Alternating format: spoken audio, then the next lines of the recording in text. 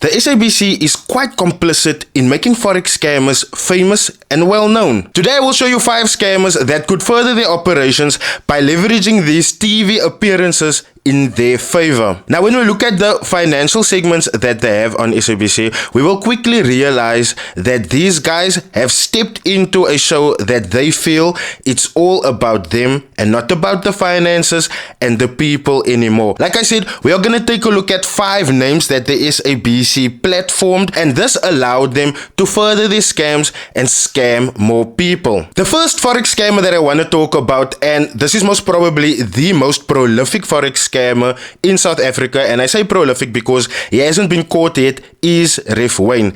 It still strikes me as odd that people still can't see through this guy. Now, I say the most prolific as well because out of all these people that I'm gonna name now, he has the most SABC and ETV appearances. The very first thing that really struck me as odd, and it's 2023, he couldn't also answer this question on the MacG podcast, but when he was asked what is forex trading, he couldn't give a coherent answer. What is forex trading? The only thing that you know is that you buy and sell foreign currencies in pairs. That's all we know. But and how does it work? Good question, because a lot of people really miss that concept. They think forex trading has to do with stocks.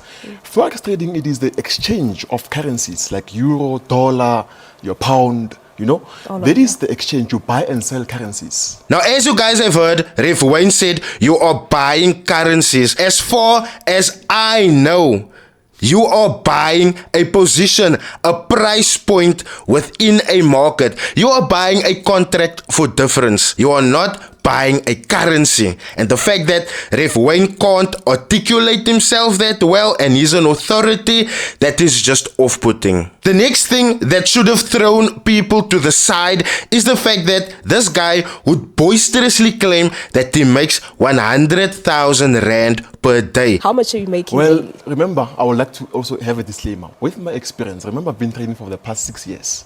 You can just imagine. I'm a master in it. I say to people that I'm not even an amateur or a master or a professional. I'm a authority in the field of trading. So over 100K.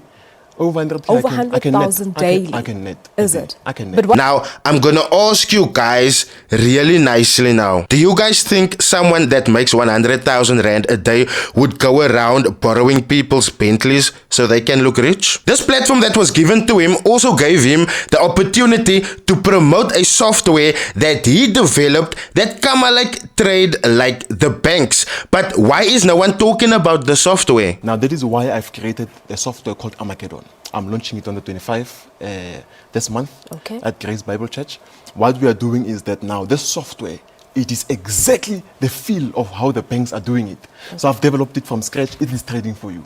It is powerful. And the most disgusting TV appearance by REVERED thus far is the interview that he did with Penny Lebayane on ETV's Sunrise, where this guy boisterously lied not only about the fact that he was gonna meet Mark Zuckerberg, but also he boisterously promoted the fact that he is now the person that created Popcoin. So you and Mark Zuckerberg are like this? At least we can say that, because now when we talk about this kind of people, we're talking about people who understand themselves. People who understand themselves. So you are in that league of people who understand themselves. So now, who is Refilwe? When did the computer? Where did you guys meet? Well, REVERED or Refilwe. REVERED. I'm going to call you REVERED. That is how I'm known now. Yeah, okay. I've been in the technology industry for quite some years. Actually, I heard some of the things. I didn't make my first million at the age of 20. I made my first billion. At the age of 21. Billion at the age of 21. That is why I want to talk about what I'm doing right now. I take that back. He made his first billion at the age of 21. Okay. That is why I want to talk about what I'm doing for the community at large, because it is no more about myself now. It is what I'm doing for the people around me.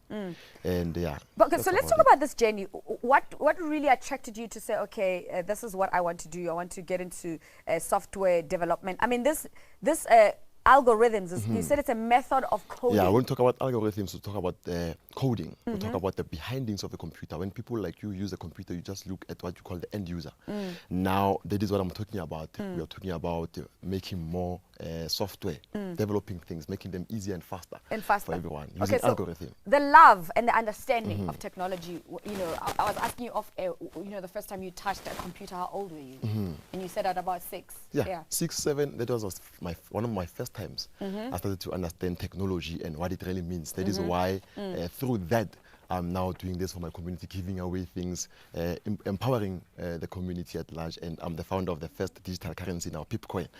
Yeah, Pipcoin? Yeah, Pipcoin. Okay, so now, before we get to this Pipcoin, which you're saying it's a conversation that you're going to have with Mark Zuckerberg. Now, I find this highly despicable in the sense of Ref Wayne that not the SABC or ETV did their due diligence on checking if what Ref Wayne is saying is the truth, because his meeting with Mark Zuckerberg was false and Pipcoin turned out to be a massive scam that made 200 million rand disappear. The next forex scammer that SABC made big time famous is Louis Jr. Chakwane. Him and his family is now embroiled in a 100 million rand fraud case.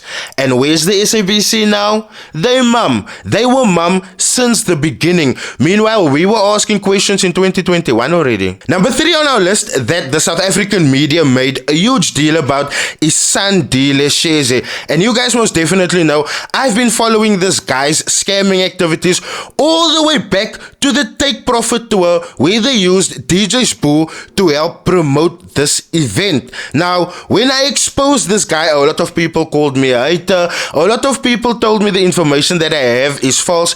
But why is this man currently in a head-to-head tussle with a school principal concerning a forex deal gone wrong to the tune of 1 million rand?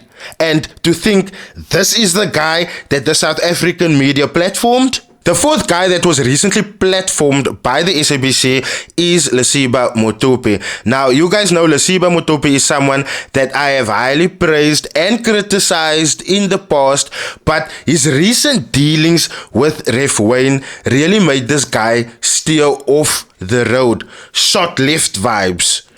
Oh shit, that is right. Short left vibes. I don't know how LESIBA MOTHUPI could be platformed on Expresso when he was exposed for not only blowing accounts but having a poor signal service despite claiming that Forex Chasers is one of the best forex institutions in South Africa. Another thing that LESIBA MOTHUPI was also criticized for is the fact that he would have rebranded courses where it's just the course name that would change, but the content inside of it would still remain the same. The price would also go up too. The fifth person on the list is Miles Ndlovu. How much money do you need to begin trading, for instance, on the Forex market? Like with Forex, our minimum trading accounts are like from 10,000 Rand, and then you actually buy the software for 9,000.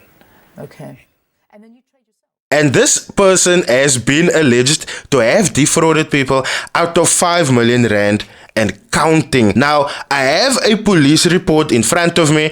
I'm gonna pull it up so you guys can read it with me. But it reads, the Johannesburg Specialized Commercial Crimes Court had on Monday, the 19th of June 2017, denied Ntokozo Miles Ndlovu bail, so his 5 million rand fraud investments for, oh shit, bail on his 5 million rand fraud investment scam allegations.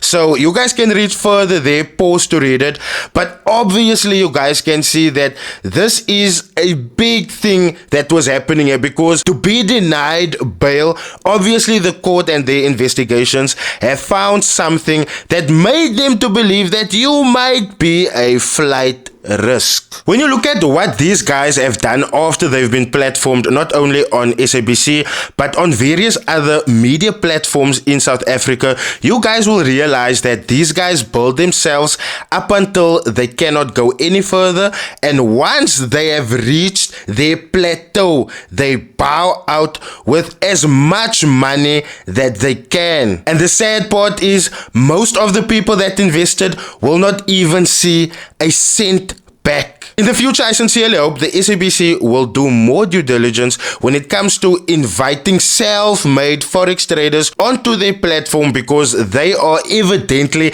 exposing these guys to a broad audience, millions of viewers, and that is obviously how some of these guys gain longevity in the industry, but also scam a whole lot of men, sir. The same way the law have caught up for Miles, the law have caught up for Sandile, and for Louis Jr. Chakwane, I have a very stern message. Ref Wayne, as people is getting more educated on scams and how to report scams, pretty soon they are going to report you for your Pipcoin scam, and then you are also going to go to the docs. And best believe, the day that happens, my bro, even if it happens in the United States, my massacant, I will fly till there, because I will give anything to see you be held accountable for that Pipcoin scam, massacant. Until then, I will keep on reporting on every move that you make, especially when it comes to soliciting funds from the public. Thank you guys for joining. I will see you guys in my next video.